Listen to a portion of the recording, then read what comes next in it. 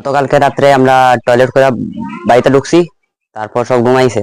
তারপর আমরা আবার পাইছি বাইরে কেউ হাঁটে, তে লুকায় দেখছি, তো বাইরে দেখছি চোর দাউলিয়া বড় বড় মাস্ক পরিয়া।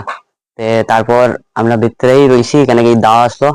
দেখছি কি ভিতর থেকে জিনিস নিছে, কার্ড নিছে, টাকা পয়সা নিছে, চেন নিছে, নুপুর নিছে।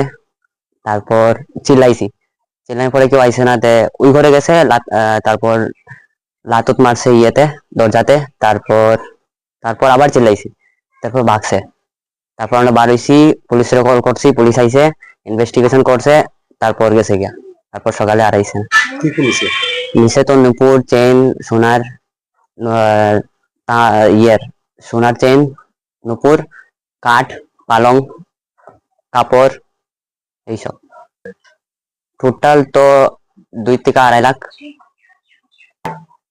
চোর যাওয়ার সময় ওই তো জুতা পাইছি, জুতা ফালাই গেছে।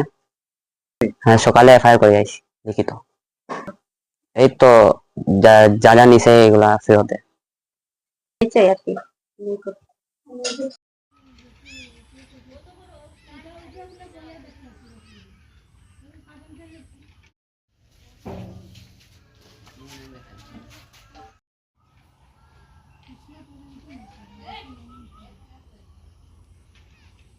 পুলিশ আইসেনি, পুলিশ আইসেনি।